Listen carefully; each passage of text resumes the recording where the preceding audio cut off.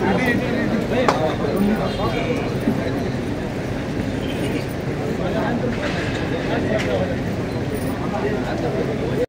MLA అయినటువంటి బొల్లినేని రామారావు గారికి మరియు విజయరామరెడ్డి గారికి నమస్కారాలు తెలియజేసుకుంటున్నాను.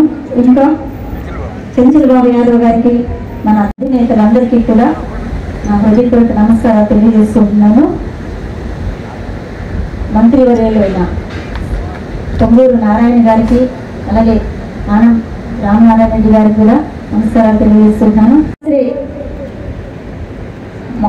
మాన్యశ్రీ ఆంధ్రప్రదేశ్ ముఖ్యమంత్రి వర్యులైనటువంటి చంద్రబాబు నాయుడు గారికి 75వ జన్మదిన సందర్భంగా నేను నా హృదయపూర్వక ఆత్మీయంగా భక్తిపూర్వకమైన నమస్కారాలతో ఆయనకి శుభాకాంక్షలు తెలియజేసుకుంటున్నాను.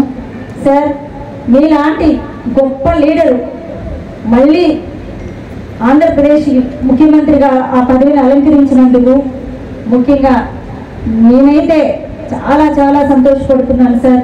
ఇప్పుడు చంద్రశేఖర్ రెడ్డి గారు నాకు కూడా తెలియని నిర్ణయాలు తీసుకుంటారు సార్. ఎందుకంటే ఉన్నటువంటి ఇప్పుడు చెప్పేశారు ఆయన, అన్న వాళ్ళు అడిగారు, ఆయన చెప్పేశారు. ఆయన వెనక ముందు ఆలోచించరు, ఇక ఆలోచించాల్సింది నేను. సో ఉదయగిరికి స్కూల్ ఈరోజు చంద్రబాబు నాయుడు గారి పుట్టినరోజు సందర్భంగా చంద్రశేఖర్ రెడ్డి గారు చేసినటువంటి వాగ్దానాన్ని నేను కూడా అంగీకరిస్తున్నాను. తప్పకుండా నేను ఉదయగిరి సోదరులందరూ కోరుకునే విధంగా ఇక్కడ ఒక ఇంగ్లీష్ మీడియం అనే స్కూలు మేము పెట్టడానికి అన్ని ఏర్పాట్లు చేసుకుంటాము. మీకు ఇచ్చిన మాట చంద్రశేఖర్ రెడ్డి గారు ఇచ్చిన మాట నిలబెట్టడానికి నేను 100% ట్రై చేయడం కాదు, చేస్తాము. అదేవిధంగా ఇక్కడ ఏమైనా స్థానికంగా సమస్యలు ఉంటే ఇక మేము కూడా వచ్చి ఆ సమస్యల్లో పాల్గొని ఆ సమస్యలకు పరిష్కారం అనేది ఎత్తుకుతాము. తెలుగుదేశంలో ఎటువంటి ఇది లేవు సార్. ఉన్నా కూడా ఏదో చిన్నవి ఉండొచ్చు, అవి సర్దుకుపోతాయి. అందరూ ఒక కూటమి ప్రభుత్వం కాబట్టి మేము చంద్రబాబు నాయుడు గారు ఏం చెప్తే ఆ ఆధ్వర్యంలో ముందుకు నడిచి పార్టీ కోసమే పనిచేస్తామని మీ అందరి సాక్షిగా, మీడియా సాక్షిగా, చంద్రబాబు నాయుడు గారి పుట్టినరోజు సాక్షిగా నేను తెలియజేసుకుంటున్నాను. ఈ అవకాశం ఇచ్చుకుంటారు. నాకు కావాల్సింది ఏంటి సార్, చంద్రశేఖర్ రెడ్డి గారు ఆరోగ్యంగా బాగుండాలి. ఆయన బాగుండాలంటే ఏంటి, ఆయన మీ అందరి మధ్యలో ఉంటే ఆయన హ్యాపీగా ఉంటారు, హ్యాపీగా ఉంటే ఆయన ఆరోగ్యంగా ఉంటారు.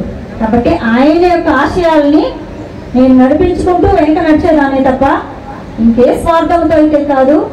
ఎవరు ఏ విధంగా మాట్లాడుకున్నా నేనైతే బాధపడను, భయపడనండి.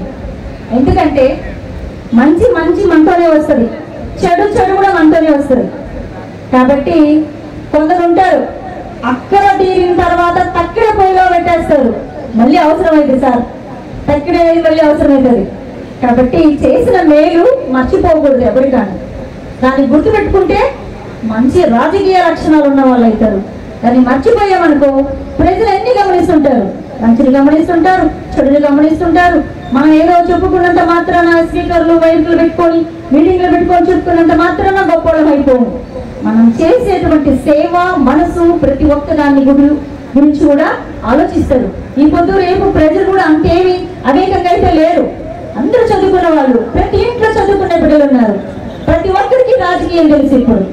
కాబట్టి అందరం కూడా ఈ కూటమి ప్రభుత్వంలో పొందికలతో కలిసి పనిచేయాలని, ముఖ్యంగా ఉదయగిరి నియోజకవర్గాన్ని అభివృద్ధి గడ్డగా మార్చాలనేదే శేఖర్ రెడ్డి గారి ఆశయము. అప్పుడు కూడా పాపం ఆయన అదే అన్నారు, అసలు 100 పడకల హాస్పిటల్ పెట్టాలని కూడా సార్ నిర్ణయించుకున్నారు. ఏవేవో చేయాలనుకున్నారు ఉదయగిరికి. మేము కూడా చాలా ఫైట్ చేశాము. కాకపోతే కొన్ని మా పరిస్థితుల వల్ల కూడా మాకు ఇట్లా వచ్చి ఏర్పడ్డాయి. అవి కూడా సర్దుకుంటాయి. నెక్స్ట్ ఫ్యూచర్ అనేది భగవంతుడు రాసి పెట్టుకుంటాడు ఎవరికి ఏదైనా. ఒక చిన్నది చెప్తాను సార్, యథాకి ధర్మస్య, ఎప్పుడైతే ధర్మం 4 పాదాలు నడిస్తే పర్వాలేదు, కనీసం ఒక్క పాదం కూడా నడవని రోజున, నడవని సమయాన ఆ పరమాత్మ పరంధాముడు దుష్ట శిక్షణకై, శిష్ట రక్షణకై, ధర్మ పరిపాలనకై ఖచ్చితంగా పుడతాడు, వస్తాడు, చేస్తాడు. అదే జరిగింది. ఎందుకంటే మా విషయంలో జరిగినటువంటి అన్యాయం, మా చంద్రశేఖర్ రెడ్డి గారికి చేసినటువంటి అన్యాయం తిరిగి వాళ్ళకే వచ్చేసింది. మా శేఖర్ రెడ్డి గారు చాలా గొప్ప వ్యక్తి, మనసున్న మహారాజు. ఆయన దాచుకోవడం తెలియదు. ఏ విషయం ఆఖరికి ఇంటి విషయమైనా సరే ఆయన బట్టబయలుగా చూపి మాట్లాడేటువంటి వ్యక్తి. ఇంత కలుషం లేని మనిషి. ఆయనకే అన్యాయం చేశారు, ఆయనకే వెన్నుపోటు పొడిచారు. కాబట్టి అవి జరిగినాయని జరిగిపోయినాయి, మనం అనాల్సిన అవసరం లేదు. నేను ఇదే డైలాగ్ ఇప్పుడు ఎందుకు చెప్పానంటే సార్, ఒకసారి కొండాపురంలో చెప్పాను. నేను ఎవరిని ఉద్దేశించో చెప్పలేదు, అప్పుడు ఒక దుర్మార్గాన్ని ఉద్దేశించి చెప్పాను. మేము కష్టపడితే తిరిగి మాకే అన్యాయం చేశారు. కాబట్టి ఆ భగవంతుడు నేను చెప్పిన ఆ రోజు డైలాగ్ ఫలించింది. ఇప్పుడు కూడా చెప్తున్నా, ఎందుకంటే ధర్మం అనేది చాలా ఇంపార్టెంట్. రాజకీయం చేయొచ్చు, రాజకీయాలు ఈ రోజు ఉంటే రేపు పోతే. ఈ రోజు మొన్న ఎమ్మెల్యే చంద్రశేఖర్ రెడ్డి గారు, ఈ రోజు ఎక్స్ ఎమ్మెల్యే, ఎవరినైనా అంతే. ఇవాళ ఉన్న పదవులు రేపు ఉంటే పోవచ్చు, ఇవాళ ఉన్న మనుషులు రేపు ఉంటే పోవచ్చు. కాబట్టి మనిషి అనేది కొంచెమైనా ధర్మాన్ని పాటించి నడిస్తే రాజకీయంలో కూడా ఏదో రాజకీయం అంటే వెన్నుపోటు వచ్చి రాజకీయం అన్నట్టుగా వెళ్ళకూడదు.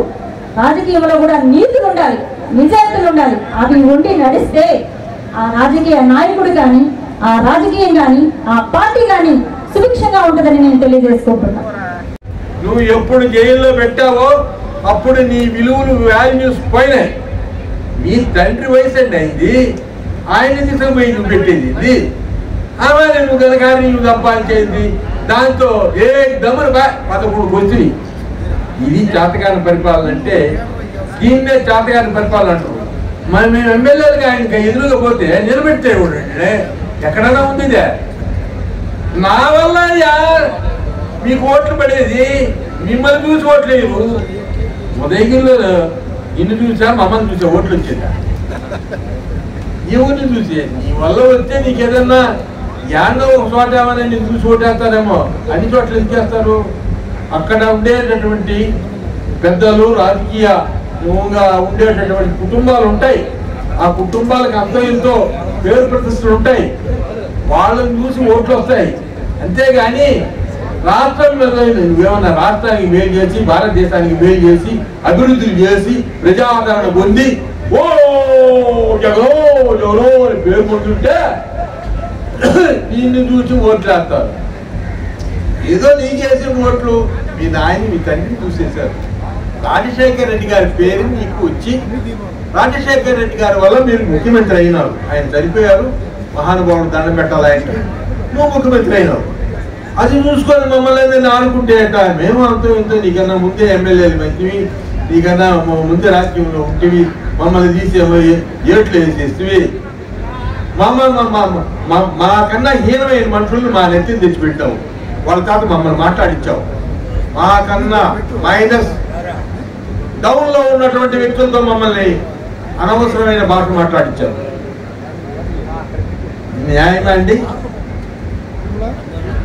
ఇట్లాంటి రాజకీయాలు ఎవరైనా చేస్తారా? అందుకే నేను 11 కొంచెం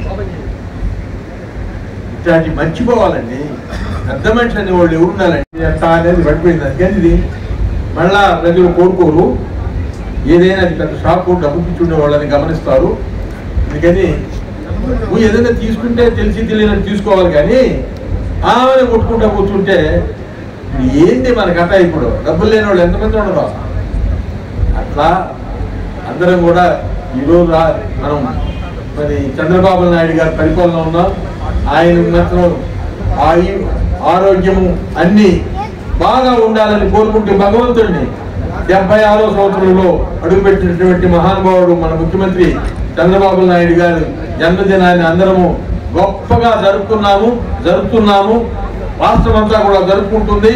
ఎందుకంటే ఆయనంగా 10 కాలాల పాటు ఉండి మనం ప్రజలకి న్యాయం చేయాలని కోరుకుంటూ నమస్కరిస్తూ మర్యాద ఇస్తాం. నువ్వు మర్యాద ఇవ్వకుండా నువ్వు ఎట్టంటట్టు మాట్లాడితే, ఎట్టంటట్టు చేస్తే నీకు మర్యాదలు వస్తాయా? మేము కూడా అట్టే మాట్లాడతాం కదా, అట్టే జరగద్దు కదా. ఇప్పుడు ఆఖరికి అన్ని విధాలా చెడిపోయినటువంటి వ్యక్తివి నువ్వు. వాల్యూస్ లేవు, తీసేస్తేవి. నీ వాల్యూస్ తీయించేసుకుంటేవి. డబ్బు పిచ్చి ఎట్టంటట్టు ఎక్కువ అంటే విపరీతంగా డబ్బు పిచ్చి. ఆయనకే కాదు, ఆయన వెంబడి ఉన్నటువంటి బృందానికి అంతా డబ్బు పిచ్చి. అంతా ఇంత కాదు, అబ్బా యమా పిచ్చి. నేను పోతే ఒకరోజు ఏంటి ఎక్కడన్నా ఏందో తీసుకుంటున్నాం అంటే ఇదన్నా నువ్వు తీసుకుంటున్నావని రాష్ట్రమంతా అంటుంటే ప్రజలంతా నాకు ఇప్పుడు ఖర్చులకి డబ్బులు లాగా నేలలాడుతుంటే ఆయన రాజమోహన్ రెడ్డి గారు కూడా ప్రెస్లో చెప్పినాడు, చెడిపోయినాడు అంటే వాడు. ఆయన అట్లా మాట్లాడుతున్నాడు, పెద్దవాళ్ళు అట్లా మాట్లాడుతున్నాడు. ఏం చెడిపోయినారు?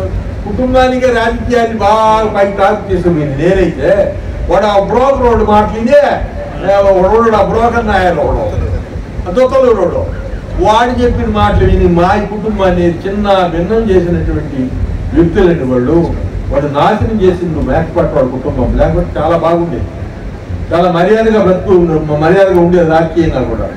వాడు మా కుటుంబాన్ని రాజకీయంగా లేకుండా చేయాలనుకున్నాడు, చేసేసాడు. అంతే కదా, నువ్వు రాజకీయంలో ఉండి చేసింది నేను కదా, మీరు కాదు కదా. రాజకీయం చేసింది నేను, మరి బిజినెస్ లో కూడా ఉన్నది నేను. అది నాకేదో పంచిపెట్టానని ప్రెస్లో చెప్తాడు. ఏమీ లేదండి,